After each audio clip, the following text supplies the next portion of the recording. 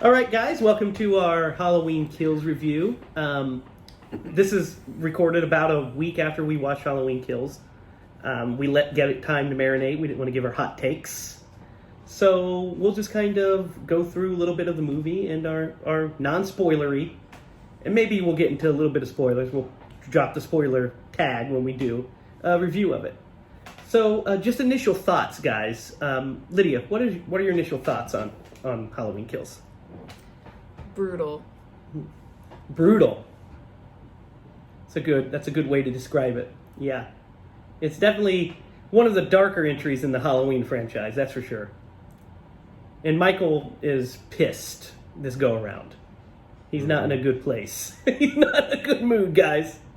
Derek. Well, they tried to set him on fire in the last one. I'd be a little upset too. I would be upset. Personal. I would take it, yeah. I'd definitely take it personal. He totally did not, he was not thankful to those firefighters, though, that rescued him. He was not very nice to them. No, what are your initial thoughts, Derek? I think that this is my second favorite installment in the franchise.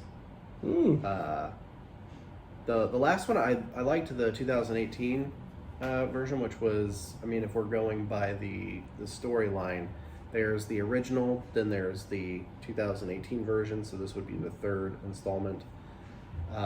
It's technically Halloween 12. yeah. But in this specific timeline, if we're keeping it linear. But yeah, it's my second favorite one in the franchise. Probably the most brutal one. I mean, outside of probably the Rob Zombie shit that happened. But no, I was thoroughly impressed. Like, I walked out of that movie theater and I was happy that I went to see that movie. It was really good. I hadn't been to a movie theater since the pandemic started, and that was a perfect movie to go and see to kick that off. Yeah, I agree. I had a fun time with it. It's not my favorite in the franchise. Obviously, the first one will always be, but it's up there. I think it's a very, very solid offering of Halloween. I think it's by far the most brutal. I think Michael is the most pissed off, and this movie, I think, has the best kills of the entire franchise, for sure. It's not a movie without problems. There's some editing issues, I feel like. There's some kind of performance issues and some hokey lines. These are all things I forgive because Michael himself is 10 out of 10. They nailed Michael Myers. He's 10 out of 10. Yeah. This is the scariest and coolest version of Michael Myers that I've seen in a long time. Let's get into a little bit of spoiler territory. Spoilers here. What are your guys' favorite kills of the movie? Let's start with you, Lydia. What's your favorite kill? Oh, man. I really liked... I don't know. I kind of liked when the doctor dressed up as the nurse gets, like, kind of accidentally shot in the face. Yeah. I thought that one made me laugh pretty loud. Like, the whole theater laughed, which was really fun to, like you said, like, I haven't been to a theater in a while, and it was fun to be a part of something like that again and have the communal experience. Yeah, the experience of everybody else laughing along. It was pretty funny. There was a child that probably was too young to be in this movie for how You're brutal never it too was. young. But I mean, there was a kid that was like, I heard him say, everybody laughed, including the kid's mom, and this kid was just like, that's not funny. It just made me laugh even harder. But I was like, that poor kid should not be in here. That's awesome. He did not find that entertaining. Derek, what's your favorite kill? Oh man, my favorite kill. There's a couple really good ones. So the ones that stick out, I thought it was really clever and hilarious whenever he grabbed the fluorescent light bulb and shoved it in that lady's neck. Like, that was pretty awesome. Let's see. Yeah, man, I like whenever to finish off the kid on the stairs, Mm. he just went whoosh and Yeah, snapped that's a good his one. neck around. That was a really good one. His The whole death scene's firefight good. Scene, Yeah. Honestly, the first kills in the movie, the firefighter scenes, man, he like fucking wrecked those guys. Mm-hmm. That was awesome. Yeah. Yeah, I mean, I honestly, the one death that was probably the weakest, we'll go with that one, because it was an off-screen kill, was whenever what's-his-face gets killed, that kid's Lonnie? father. Yeah, Lonnie. Yeah. Goes in there, yeah. and you don't get to see it, you just see him shoved up in the... Yeah, but it's very emotional, because I really liked Lonnie in this movie, surprisingly. Yeah, me like, too. he starts off as a bully in the first movie, and then you hear about him in 2018, then you meet him, and you're like, you can tell that this guy, for all of his problems, and for being crazy Lonnie, he really loves his son. And he's a good dad. And I love the fact that when he calls his dad, when he's at the bar, and he's like, hey, Bonnie, you and Clyde need a ride home. He's like just already, ready to take care of his kid. And then when the shit goes down at the end, and they arrive at Michael's house, he curses himself for bringing the kids along. Mm-hmm. And then he says, and Allison says, you expect me to not go in there and confront the man that killed my father? He says, no, I don't expect you to do that, but I'm asking you not to, for your sake and for my son's sake. So he goes in to face the shape himself, which was a terrible idea because he got fucking murked. But, like immediately. Why would you do that? I'd be like on the phone calling the entire town, being like, hey guys, I know where he's at. He's here. Yeah, so would I. Though we find out that may not have mattered anyway. So my favorite kill. If they would have double tapped, man. My favorite kill. We'll get into my favorite scene here in a minute, but my favorite kill is I would say is probably Big John's death. Oh my god, that whole scene. The Big John gets stabbed in the armpit, which is just brutal. That'd be a terrible place to get stabbed. And then he gets his eyes gouged out. Yeah. And all of the goop squeezes. What a great effect. I loved his death because it was scary. It was, kind of emotional because his partner's right downstairs and he's going to see it. It's just a great kill. Yeah. My favorite scene is the end scene, the whole end of the movie, when the townspeople are. What did you guys think of this? When the townspeople are wrecking Michael and they're just like they've got the shape on the ground and you think he's going to die. I mean, they shot him multiple times. They're beating him. Karen stabs him. Sheriff Brackett goes to end him, and he just goes into God mode and just crushes off the entire town of Haddonfield. So this little mob. Yeah, the way that I saw this was that at the point where they were gonna shoot him in the head, at that point, like the crowd had kind of dispersed, and there were just like some stragglers left. That's what I gathered. Well, from that. 11 people die in that scene. There's 11 people there. 11 people die in that scene, so the crowd's still very much there. Yeah, it's just... I don't know how you don't... Well, because the guy... steal a line from the one franchise about the Zombieland. I don't know how you don't double tap, man. Well, because they tried. The Sheriff Brackett went to shoot him. Michael slices his throat. Then the other guy's out of bullets because he already wasted them on shooting him in the chest. So he kills that guy. Then he just starts killing them all one by one.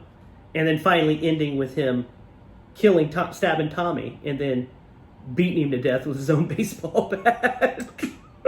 Yeah, and of all the characters, that was the one character that I personally, I felt like was that they could have probably, maybe if he would have done a better job playing the character, but I didn't like Anthony Michael Hall's portrayal of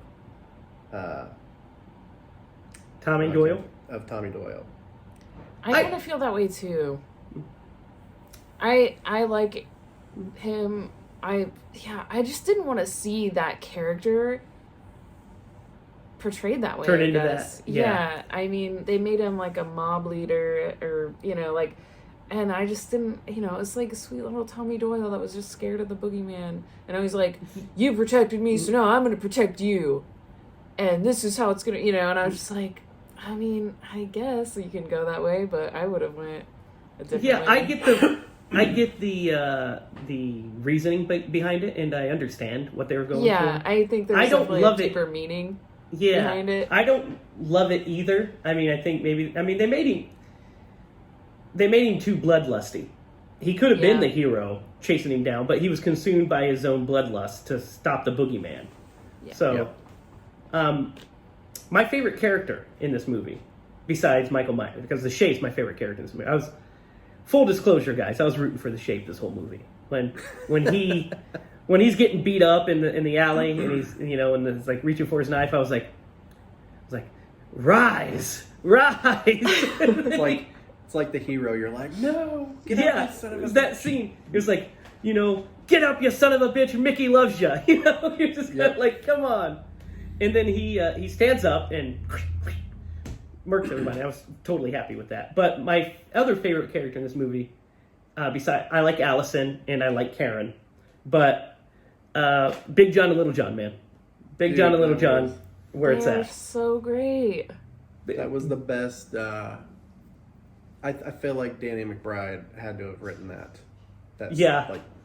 That section of the movie. He's like, I got a great idea. They're just It was great fantastic. characters. Well, and also it you kind of see some of it in the original Halloween, but I feel like maybe even more so in this one. You kind of get to see the personality of Michael Myers on display here. So he kills Big John and Little John, and then he poses them Yeah. in their room. Yep, just like he does in the first one, yeah. Yeah, but he mimics it of a picture that they had together. Yeah. Mm-hmm. So I thought that was a really interesting choice to put there. That Yeah, is and- interesting.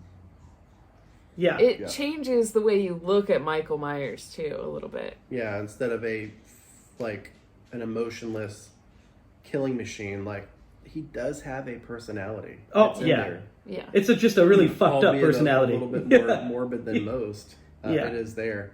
So you probably know more about this franchise than anybody I know. There is a scene where he breaks in. I think it's maybe to fix it, to stitch his fingers up, Mm-hmm. and he unloads an entire thing of knives on this one guy. Yeah. Is there any significance to that character?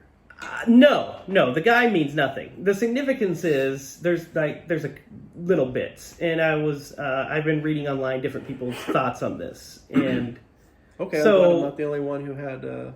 it's kind of like so you know how Michael in the sequels you always see the people posed when the final girl comes over and they see him, or you always see so for instance even in Halloween 2018 when Dave the boyfriend when they find him he's pinned up against the wall with his shirt ripped so you can see his tattoo, right? So that's Michael posing him, his piece of art essentially. And so it's like when he's stabbing this guy it's kind of the same thing, like we're seeing that process where we would usually come in and see the aftermath. We're seeing him do it in real time. His little messed up art projects. Yeah, and the only reason it drew special significance to me was that after he brutally fucked that guy up and put 12 knives in his chest, his wife was technically still alive. I mean, she was going to die, but she was still alive, and he just walked out with a knife. Yeah, it was also, I mean, I think there's also the rage that he's filled with at the same time because he just got, almost got burnt to death. He's probably hurting. He kills all these firemen. And then he's like, you know what? I'm really mad, so I'm just going to do this to this guy. And then she's dying. So he basically, either she crawls there, but it seems like he puts her there and sets her up against that. So that way she can watch him bury all these knives into her husband. So it's messed up shit. Really He's dark. on a warpath in this one. And I mean, what do you guys think of the whole? What do you guys think of the opening, the 1978 portion of this movie? I thought that was really cool. Yeah, it's one of my favorite bits too. So, I did like it. However, the expectation I had going into that movie was that the pickup from just from the commercials that we saw, Like, I expected it to pick up from where the firefighters got there. So that took me a little off guard, but it did add some context, especially to the way that they ended the movie. Yeah, and that's it added some depth to the to police Officer Hawkins. Yeah. Officer Hawkins. Yeah, So, I mean, it definitely added a ton. Yeah, I loved the was 1978 portion. I think it was beautifully done. The color grading looks just like John Carpenter's 1978 Halloween. The shape looks and acts just like the shape from 1978. Yeah. The guy that got to play Dr. Loomis with the prosthetics looks very close to Dr. Loomis. Yeah. So, yeah, all of that was super impressive to me. Okay, so last bit here. What do you guys think of the ending of this movie and the kind of concept that he's on his way home and the last kill that happens? What are your guys' expectations for Halloween Kills or Halloween Ends? I mean, after this movie, like, I couldn't have guessed any single thing that happened in this movie from the last movie. So I really don't even, I'm just like, I have no idea where they're gonna go. I mean, kind of an idea maybe, but like, I'm afraid to say honestly how I think it's gonna end. What did you think of the ending of this movie? It was pretty shocking. Yeah, pretty shocking. Derek. It was shocking. I didn't expect it to end the way that it did. The motive I felt was maybe a little weak. And I have no idea where they're going to go with this. Because I feel like they're going to establish a reason, but good luck guessing what that reason is. And I mean, they kind of do. I mean, I guess his motive was to go home and look out that window where he murdered his sister. I mean, that's kind of his whole journey was getting home. But yeah. Now what? But now what? He's gotten and home. He did that in the first movie too. He got home, but then he ventured out and then singled out specifically. Yeah, he saw Laurie and Sure. became fixated. Yeah, became fixated on Laurie and Annie. So yeah, where do we go from here? Who knows? I love the ending. I think it was a bold decision to kill off the character that they kill off. Well, we're doing spoilers, Sure. so to kill off Karen. I thought that was very bold. I agree. I like that the movie ends with Michael Myers winning, because he always wins to a degree because he doesn't die, but this movie has him flat out stone cold ending. I thought it was going to end with him being killed and finding out that he survived kind of thing, and you know what I mean, leading to the last movie. I didn't expect it to just be a stone cold, he wins. Everybody else loses.